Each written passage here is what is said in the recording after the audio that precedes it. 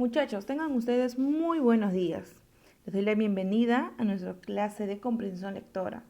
El día de hoy trataremos el tema número 2 y el tema número 2 es el artículo de opinión. Empecemos. Muchachos, para nosotros poder hablar del artículo de opinión tenemos que recordar lo siguiente. El texto está dividido en dos. Según el contenido, según la información del texto, comprende en dos. Comprende en el texto continuo y también en el texto discontinuo. El texto continuo se caracteriza porque su estructura está formada por párrafos. Es de forma lineal. No incluye imágenes, gráficos. En cambio, el texto discontinuo se caracteriza porque va a incluir gráficos en su mayoría y el texto que vaya a añadir va a ser un texto breve, conciso. Ahora, los textos discontinuos están conformados por historietas, afiches, barras estadísticas, anuncios publicitarios, infografía, entre otros. Y los textos continuos son el texto argumentativo, que se va a basar en que su finalidad sea convencer, sea persuadir al lector referente a un tema controversial. Tenemos al texto descriptivo y el texto descriptivo se basa en que va a brindar detalles, cualidades de algún objeto, de alguna persona, de algún lugar, de algún hecho.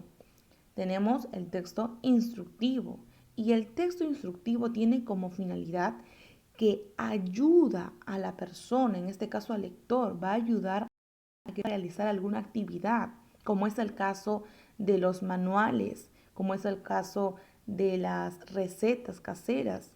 Entonces, ayuda a que el lector pueda realizar alguna actividad. Tenemos al texto informativo. El texto informativo también es llamado como texto expositivo. Me va a brindar información objetiva. Por ejemplo, me puede brindar algún ensayo, me puede brindar alguna información de algún nuevo descubrimiento. Tenemos también el caso del texto narrativo.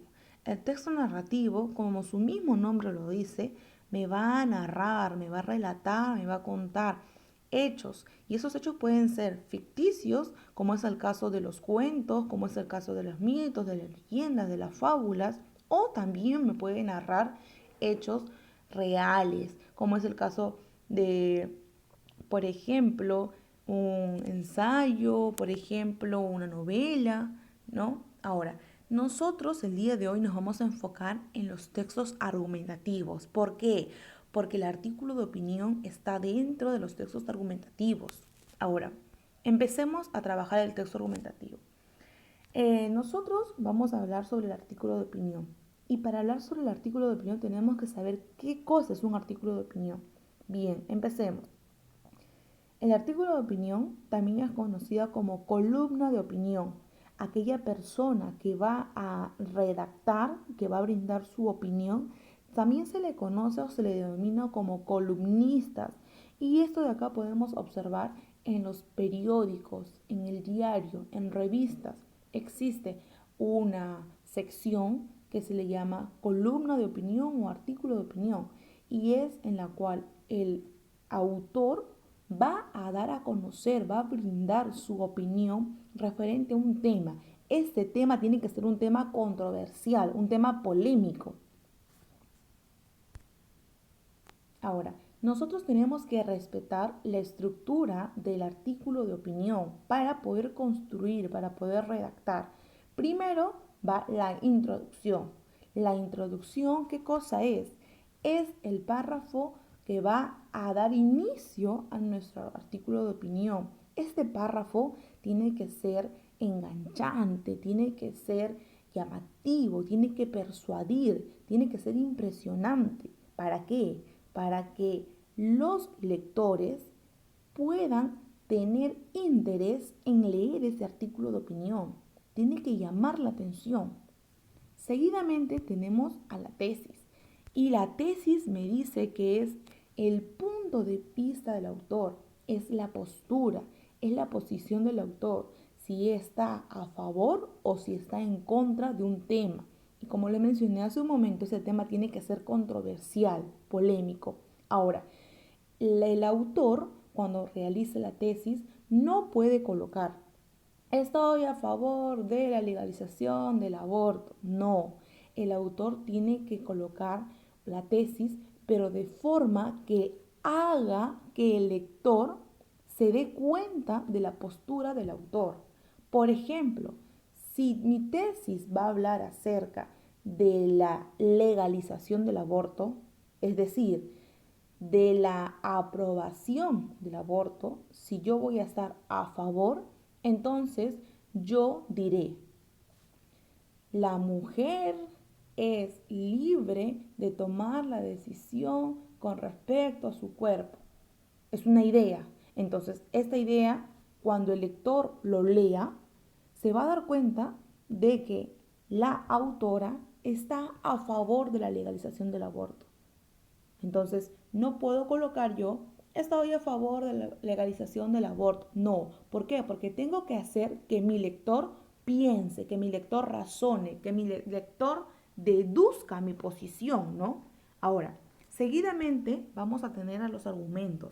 Y los argumentos son muy importantes. ¿Por qué? Porque los argumentos son las razones del por qué yo voy a estar a favor o de por qué yo voy a estar en contra de mi tema. Los argumentos van a ser la columna que le va a dar solidez a mi artículo de opinión.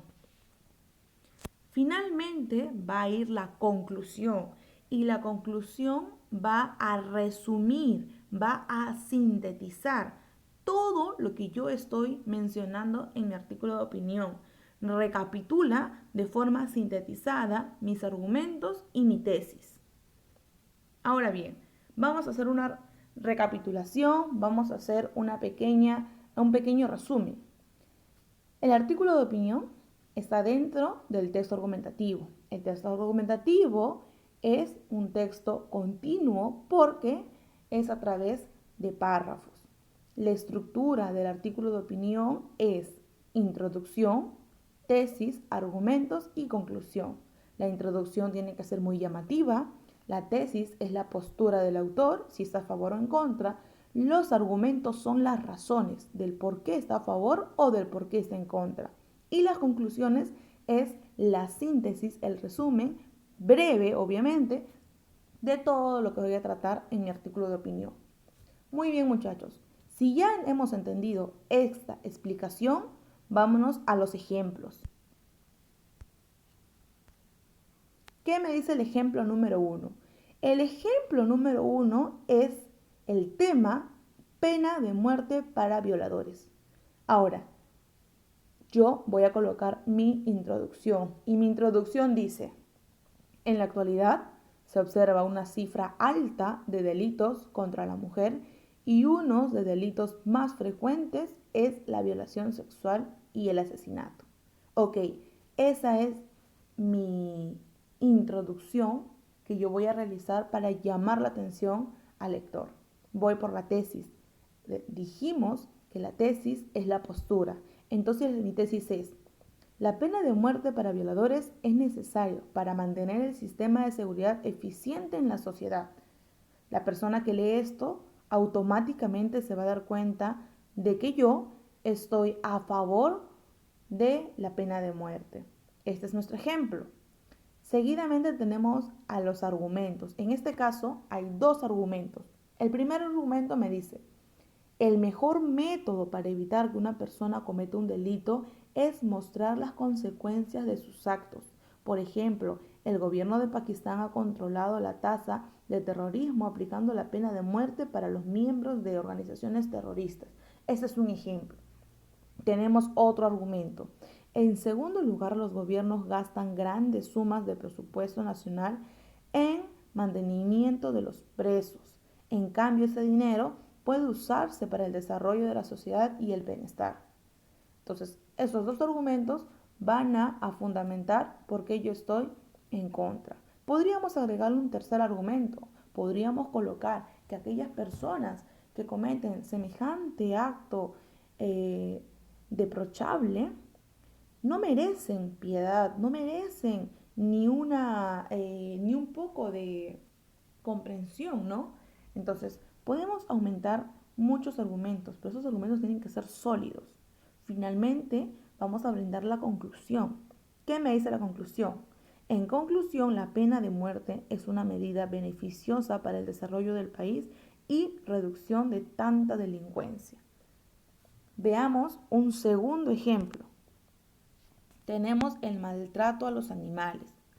Comenzamos con la introducción. La introducción me dice: en todos los lugares uno puede ver animales muriendo de hambre, sin hogar, con enfermedades, sucios, es decir, abandonados.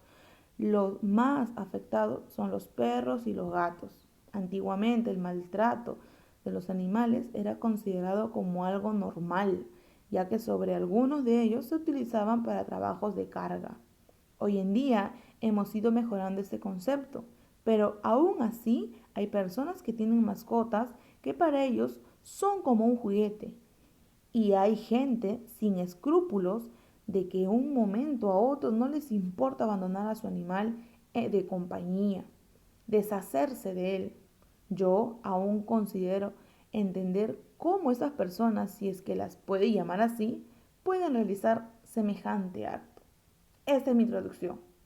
Vamos por la tesis. Abandonar a una mascota en la calle, parques o basura es un hecho abominable. Me doy cuenta que estoy en contra de eso. Argumento. Ya no tiene nombre cuando la cosa no solo queda en el abandono, sino que permite el maltrato, pegar o herir a esos animales que tienen consigo porque se creen que son su poder. Esto resulta equiparable a cualquier maltrato que se pueda realizar a una persona, ya que son seres vivos que, aunque no puedan expresar, pueden sentir y sobre todo sienten el dolor físico. Finalmente, decir que si vemos por la calle o en el peor de los casos conocemos a alguien que maltrate a esos animales, no debemos pasar por delante sin hacer nada, sin hacernos de la vista gorda, sino debemos denunciar a estos maltratadores para que no se crean que pueden descansar sus furias o problemas pegándole a estos animales. Concluimos, intentemos querer a nuestros animales como ellos nos quieren a nosotros. Bien, muchachos, hemos brindado 2 ejemplos para que ustedes puedan tener una mayor claridad en lo que es el tema del artículo de opinión. Muchachos, cualquier duda que ustedes puedan tener, estamos adjuntando una hoja de aplicación y en la hoja de aplicación un correo electrónico y un número telefónico. Ustedes pueden escribirme o pueden llamarme para aclarar cualquier duda. El mismo día, por favor, que se realiza el tema de comprensión lectora. Espero, muchachos, que esta clase se haya entendido, espero que haya sido de su agrado y sin más que decirles, les deseo un buen día. Muchísimas gracias por su atención y nos vemos hasta la siguiente clase virtual.